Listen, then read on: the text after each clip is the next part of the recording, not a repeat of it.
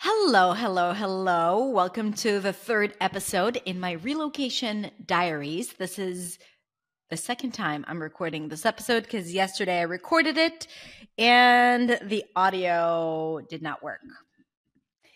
And it was pretty bad because it was a really good take on the story that I'm about to tell you. But what can you do? Like Sergey from my team says, it probably happened because there was a better story there. So let's see. Today, I'm going to share with you the craziest thing that I have done in this relocation experience. The craziest thing that I've done. I do not recommend it, and I would probably not do it again. Maybe I would, but I probably wouldn't. So that's what I'm going to share with you today. But before that, a quick recap. This relocation series is a part on my podcast and YouTube channel where I share with you my experience moving to Barcelona. So a quick recap, I moved to Barcelona. I talk about why and how all of that happened in episode 1 and how I'm building my confidence in episode 2, which, by the way, I want to add something because last week I talked about building your confidence little by little, and I wanted to share that last weekend we traveled out of town, and for the first time, I drove in Spain.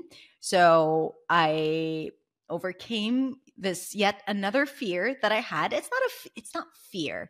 It's just this. It's not natural just yet. So it doesn't feel like something that I do here. And every time I drive in a new country, I'm hesitant about it because it's like, what if I don't know the roads? What if there are some rules that I'm not aware of here? But if I drove in Cyprus on the other side of the road, I think I can handle anything. So we rented a car, we drove out of town, we spent the weekend in nature, and we went to the Dali Museum.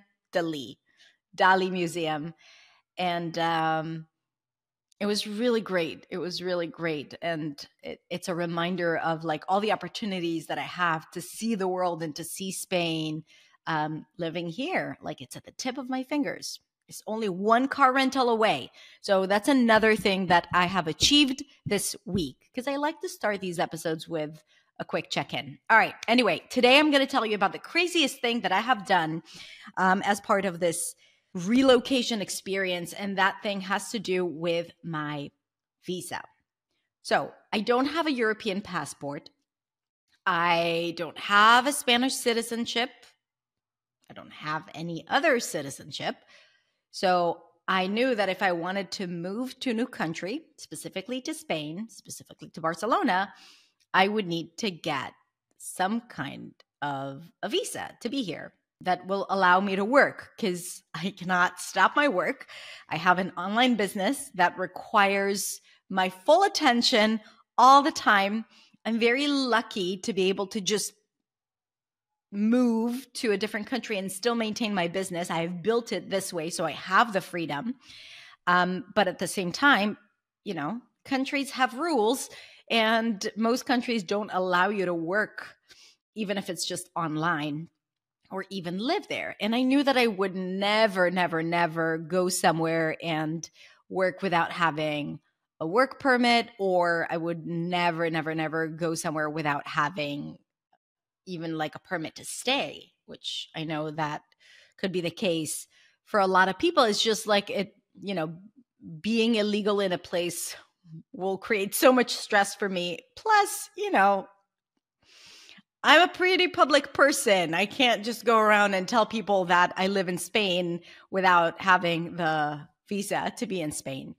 Anyway, to make a long story short, I started exploring all the options that we have for staying here in Spain. And back when we were here in November, kind of like testing it out and checking out the city, I started exploring it, and I saw that there was this new thing called the digital nomad visa. It started at the beginning of 2023, and it allows digital nomads to get a 3-year visa to work and live in Spain after qualifying some, like there are a few requirements, and I was like, digital nomad? Digital is me. I'm all digital. My business is completely digital. And I looked at the financial requirements. I'm like, check, not a problem. And then I looked at a few other requirements, and on the surface, it looked like a perfect fit for me.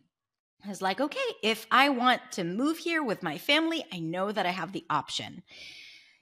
But I said, let me consult with a lawyer, because I'm not going to do it on my own, right? Because it's like applying for a visa is something that is very daunting to me. I don't know if you know my story, but when I was 21, I moved to New York. I lived there for a year and a half, and then I got accepted to an acting school that I really, really wanted to attend. I went back home to apply for a student visa.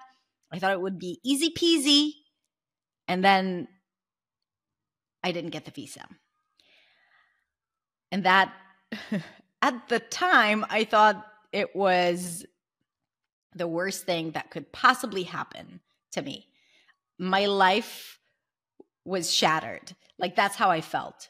Because I literally came here for 2 months. I left all my stuff back in New York. I came here for 2 months to apply for the visa, to say hi to everyone, to get some more stuff and go back there. And all of a sudden I was like, no, you can't go back. So I had a pretty traumatic experience with applying for a visa. So you can imagine how I felt about this visa business to begin with because of that. Because I brought like all that baggage of disappointment and stress and broken dreams. And I was like, I need help to make sure that I'm doing it the right way. Okay, so we scheduled an appointment with a lawyer, someone I found online. And it was like a 40-minute session. And she started telling me about all the things that we need to do step by step by step by step, which was extremely overwhelming. I'm like taking notes and trying to figure out. And I told her about my business. And then she told me, this visa is not for B2C businesses, which is what I do, business to customer, because I serve individuals around the world. It's more for B2B. So it's for freelancers who provide services for companies. And I'm like, well, but I have a stable business, a successful business, knock on wood. What's the problem? And she's like, well, like these are the requirements. But if you do this and that, we might be able to work around it. And I guess I held on to the work around it. And in my mind, it was like, okay, we'll figure it out. And then I said to myself, no problem. We'll just apply for the digital nomad visa. That was in November. Then we went back home and we said that until December 1st, we will make a decision if we want to move or not. We make a decision to move. And then I start, putting in work into closing our lives there and starting our lives here. And a big part of it was applying for the visa. So I started collecting some of the documents she mentioned. She was busy because she was on vacation, and then it was the holiday season here. So she wasn't very available. And I was like, I don't know if I want to speak to someone else, so I'll just wait. That was very naive of me. I thought it would take me a short time to get all the documents. No, it takes a long time. I shouldn't have waited. But I was like, okay, I'll wait for her to get back from her vacation. In the meantime, I'll try to gather as many documents as possible.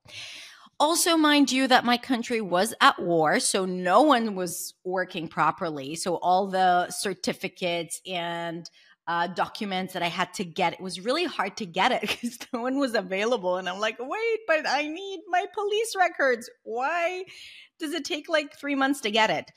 But I'm all over the place. Like, I'm getting whatever is needed. I said, I'll try to gather as many documents as possible until I get to meet with her again.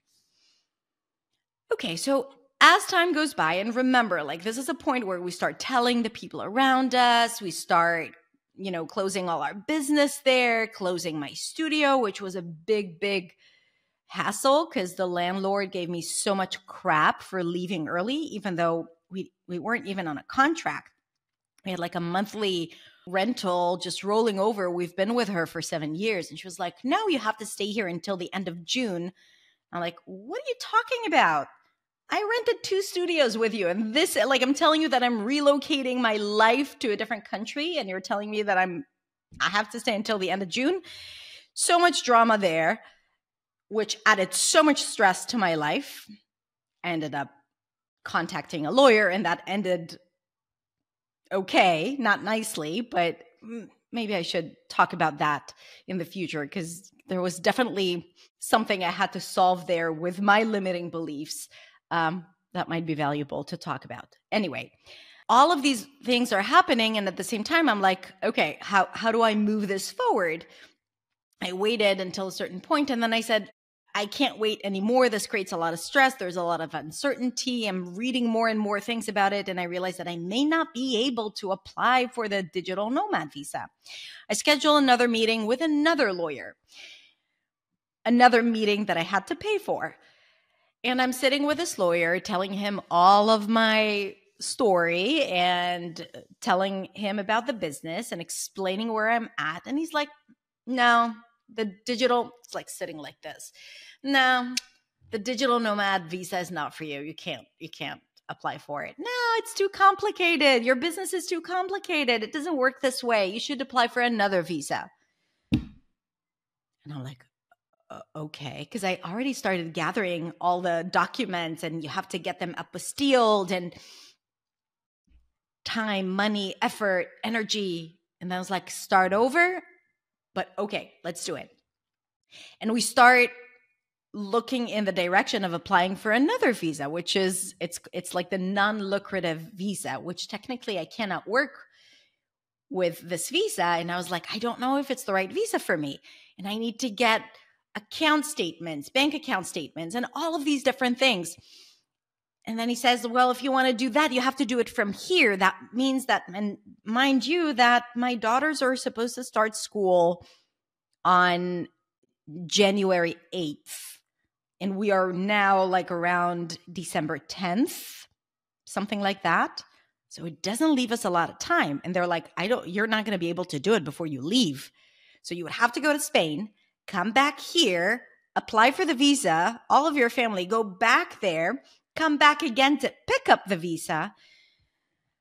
So I was like, okay, but I'm focused on getting it. So I'll do whatever it takes, because once I make a decision, I will make it happen. So in my mind, I was like, okay, if this is what we need to do, this is what we're going to do, as long as it's the right path, right? I'm willing to work hard for it. I don't know if I'm an Aries, and we Aries, when we want something, we need to get it now.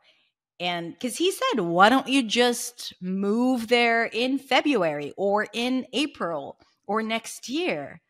And I said to myself, I made the decision to move now. And I know that if I will push it, the time until we do it will be very, very stressful for me. I will lose my momentum. I don't want that. Like, I need to make it happen now. So, okay, I'm starting to work towards this other visa. And then I said, wait a minute, there must be a better way. So I contact another lawyer, and he says, well, the digital nomad visa might work for you. And he tells me all these things that might make it possible for me. But then I'm like, I don't know. Like, no one knows, right? Like, it seems like no one has a clear answer whether or not it's going to work for me. Just to give you an understanding, to apply for the digital nomad visa, you have to have a contract with a company, or you need to be employed by a company. Now, I'm employed by my own company. So I have a company in Israel. I have another company in the US. I'm employed by my own company in Israel, right? So I'm an employee, but I'm also the owner of 2 companies. So technically, I can't come as an employee of my own company. I have contracts with companies because we do provide services to global companies, but we don't have like a long-term relationship with them. We do courses, but it's like temporary. It's project-based, and that's not what the requirements of the visa are. So it was kind of like in between. because I am employed, but like it would mean that I would have to give myself permission to go and move to Spain, right? Which is weird. So most lawyers that I've spoken to, they said like it's not going to look good. So they said the only way to do it is through contracts with other companies. But I was like, okay. So I started talking to the companies I work with, and I asked if we can, kind of like plan for ongoing services. But that felt very, very stressful. In the meantime, the first lawyer got back from her vacation and she was available to me. And I was like, listen, I have to speak to you. Her name was Marta. Marta, I need your help. I need you to help me organize things in my head and to understand if I'm a good fit for this visa, because, I'm going to apply for this and I need to know. And I'm planning to move. And if I understand that there is no chance in me getting the visa, I will have to rethink what I'm doing. So I sit with her for another hour, paid hour, and I happily paid for it. I love paying for services when I get answers. So we were thinking together what we could do, and she came up with this, again, very complicated solution that might work, right? Like where I do show some of the contracts that I have with companies. So there was a way around it that could present how I do have these relationships with companies or contracts, and that might work, but there is a chance that it wouldn't. It really depends on the person looking at the data, at the information, saying yes or no. And then I had to decide, am I going with it or am I waiting until I have something certain? Because I knew that if I had a few months, I could set it up. I could create those contracts. I could set up our services, because most of my work is focused on serving individuals around the world. So that's my goal. Like I never had any intention of providing ongoing services to companies, but I could if I wanted. So I knew that I could set it up in a way that would make it easier for me to get the visa, but that meant waiting a few more months before I could apply. And remember what I told you, I'm a very impatient person when it comes to the things that I want, and I want to get done. You can imagine what that does to my relationship with my partner, who's like, I can't keep up with you sometimes. Anyway, that's for another story. I should bring him for like a one-on-one conversation here on the podcast. Then I said to myself, okay, Hadar, you need to make a decision, either to go with something uncertain, but to go full force, or to wait and to plan it better and then to do it when you have more certainty. And I said to myself, if I believe that I'm going to get it, if this is the reality that I want to create for myself, I'm going to believe that I'm going to get it, which means that I'm going to do everything right now as if I have already gotten it, as if I already have the visa. It's kind of like I'm making it non-negotiable for the universe to say no to this. I'm not giving an option for this to not happen. So I said, I'm just gonna go with this uncertain path, and I'm gonna do everything as if it's certain, which meant I bought tickets for January 4th. I told everyone that it's final. We packed everything. We left the studio. We found tenants to live in our apartment. I found an apartment in Barcelona remotely. I had an agent looking for an apartment for me. They found an apartment. We signed a contract with a minimum of 6 months, right? Non-negotiable. Like this, it has to work. And before I signed the contract, because I was like, can we do it just for 2 months and then we can sign the full contract? And my agent was like, they don't do that here. Because I said, I don't know. What if I don't get the visa and I have to leave? And then I sat down and I said, okay, you're just going to imagine yourself sitting in that beautiful kitchen, because the kitchen is beautiful. I saw in the pictures. You're going to imagine yourself sitting in that kitchen, drinking coffee and living your life there. And if that means that you would have to get the visa for it, that's probably what's going to happen. And I did that. And every now and then, not every now and then, all the time, like I heard those voices, what if you don't get the visa? What if you don't get the visa? And then I was like, no, I'm just going to imagine my future the way I want to see it. Okay? And then it would just have to work out. Once I made that decision, I continued preparing everything that I could ahead of time. It was like a huge nightmare, headache, bureaucracy. And that's it. We're getting on the plane on January 4th. We got to Barcelona. You have to apply for it from here. You can apply from your home country as well, but then you only get 1 year. So I wanted to apply from here to get the 3 years. So I don't have any worries. So I contact my lawyer, the first one that we've met, and I said, like, should we start the process? Do you want me to sign a contract? I'm like, do you want me to pay you already, not just for consultations? She's like, yeah, once we understand the strategy, I will send you the documents. I'm like, I don't know what, like, it was just so frustrating, especially the uncertainty and like, I don't get clear answers. And I guess that's how it is with these things, especially new things that are still, like people don't know enough about.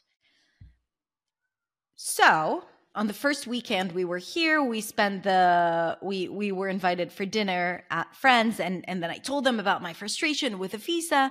And my friend who has a company, he said, why don't you just go check out this law firm that I work with? They're really good. And I was like, I don't have anything to lose. And if you listen to my first episode, I talked about paying attention to the clues and paying attention to how things unfold.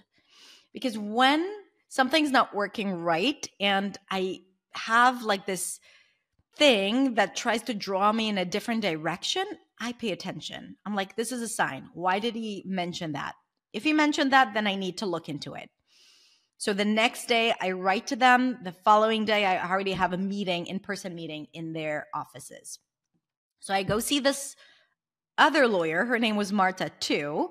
And I wait in the conference room. And as soon as she walks in, I'm like, I see her and I already feel calm, which is a good sign. I was like, and she had this like beautiful voice that like I really felt safe, which is how you want to feel when you're going through such a process. And I started explaining all of the things and like, I was a little neurotic with like, I don't know what to do. And like, they're telling me this, I need to get all these contracts with these companies, but it's not really easy. And it doesn't make sense because I have a company and I'm employed. And she's like, wait, you don't have to do all of that. If you want to apply for the digital nomad visa, you can apply as an employee of your own company. You will have to sign a contract with yourself, which is weird, but it works. We've done it. We have sent applications for people in the exact same situation as yours, and those applications have been approved. It's like, okay, so don't worry. Here are the things that we need. Okay, and let's do it. I'm like, where do I sign? And even though it was a much more expensive proposal, and this is what I want to say about making the right investment, because like spending money on such things, especially things that you can do on your own, always feels like a waste of money, right? It always feels like, why should I invest in someone else to do the things that I can do myself or I could get for a cheaper price? And I can tell you in hindsight, you can imagine this has a good ending. I can tell you in hindsight that this was probably the best thing that I've done, like making the decision to invest in this firm that was more costly, but they made me feel confident because this is worth everything. Of course, I do feel privileged for having the funds to invest in this, in myself, in this process. But it wasn't easy to say yes right away, right? But then I said to myself, like, where do you feel like you have more chances of getting it? And it was clear to me, like the answer was clear to me. And then I said, like, I don't want to pay a high price for choosing the wrong path. So I said, yes, I signed the contract right away.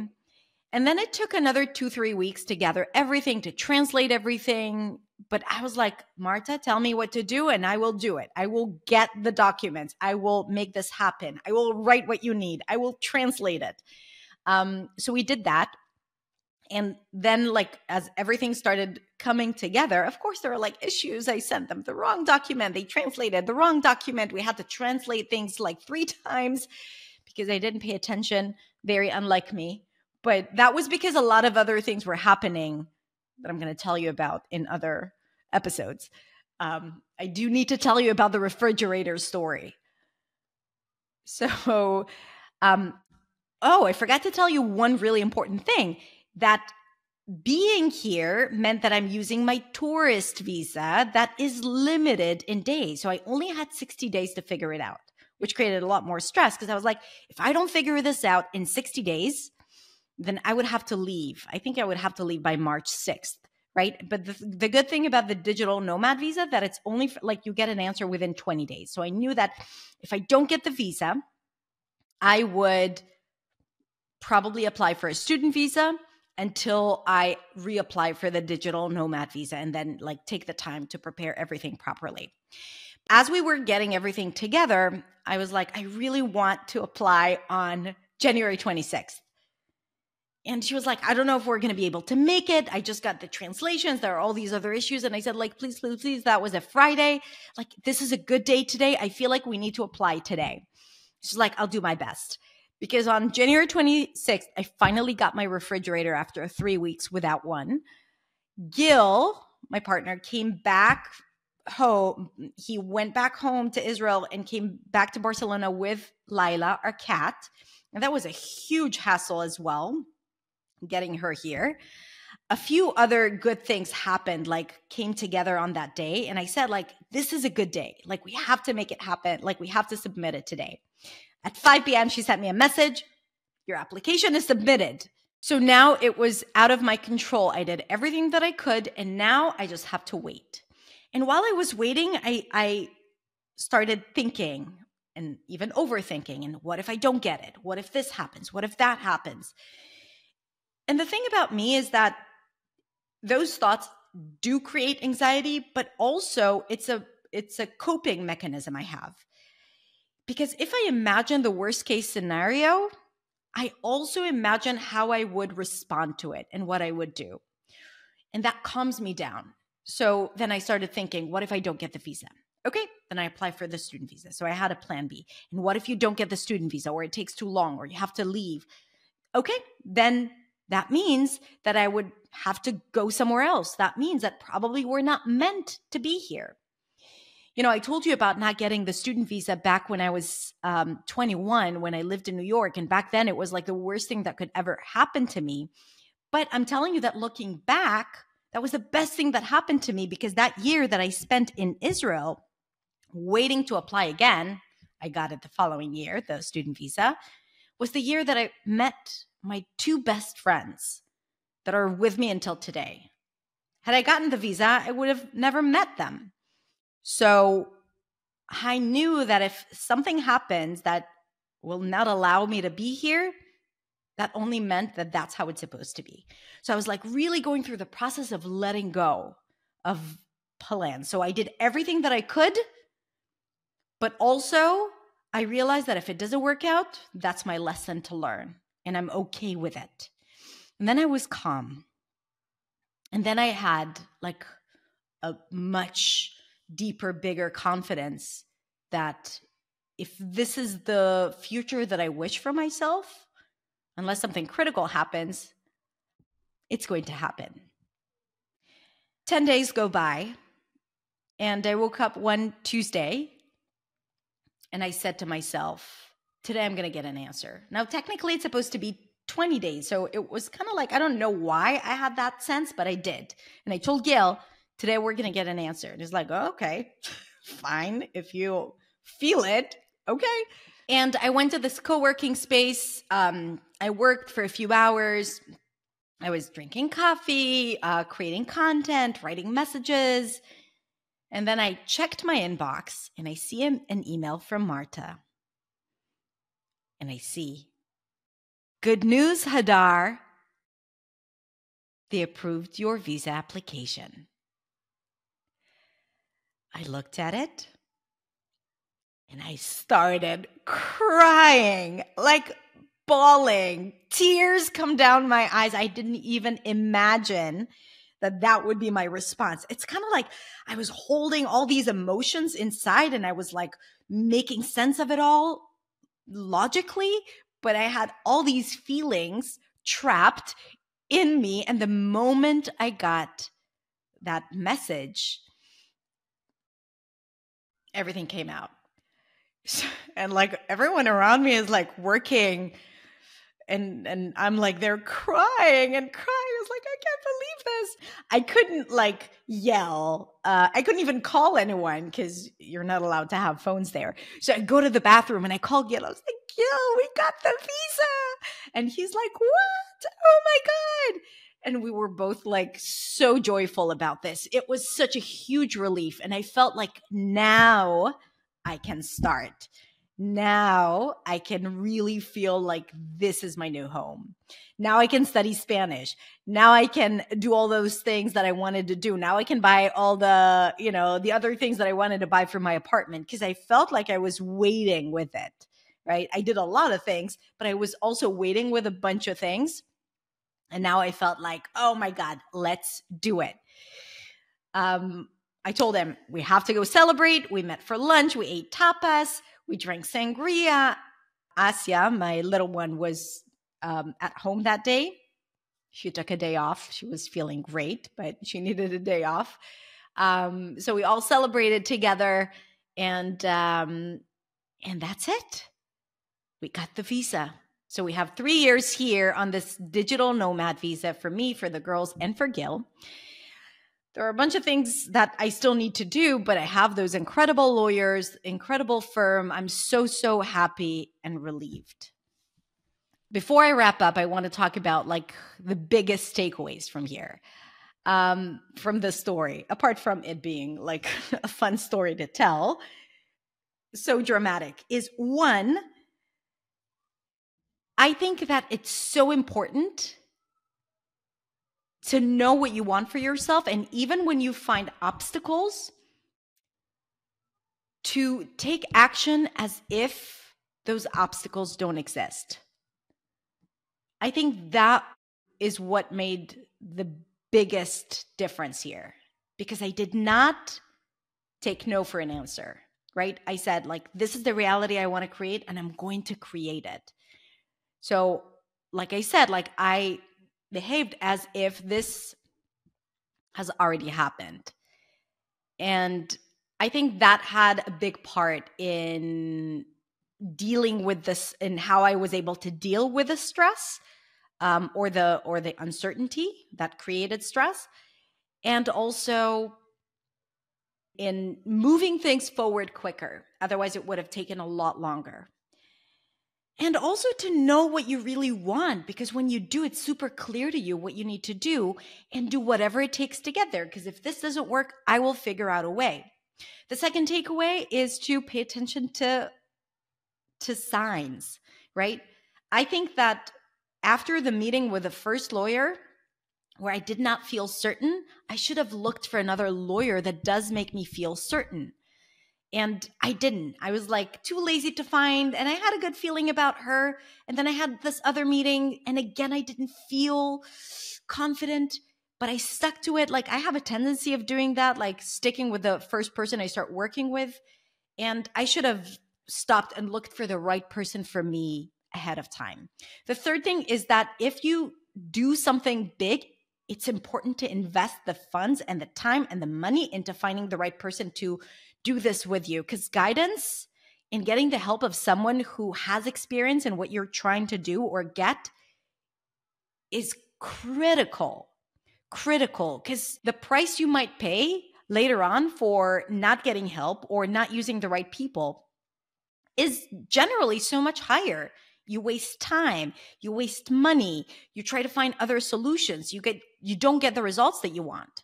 So that was another thing that I've learned. And I'm like, I'm not going to take so much time in making sure that I find the right person for me. And I should also trust my gut feeling, because I now realize the difference between talking to someone who's nice and good, but it doesn't feel right, versus talking to someone who's nice and good and experienced and tells you, I got you.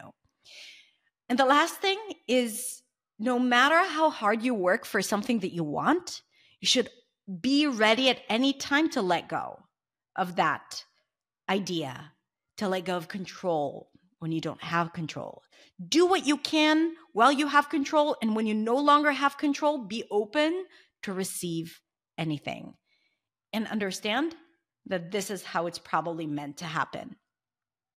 And the moment I did that, I really, really kind of surrendered to the situation and started enjoying, right? Even before I got the visa. And then I got the visa, it was just like this confirmation or validation that I did everything right. Could have been less painful, but the results are still the same. So I'm happy about it. So that's it. That's what I wanted to share. And these are the takeaways. And I hope you found it interesting. I'm sure that a lot of people here, especially people who have immigrated, what I'm talking about, the dealing with this bureaucracy. And I mean, there's so much that goes into immigrating or relocating or getting a visa or applying for a new passport. Could be so stressful. But,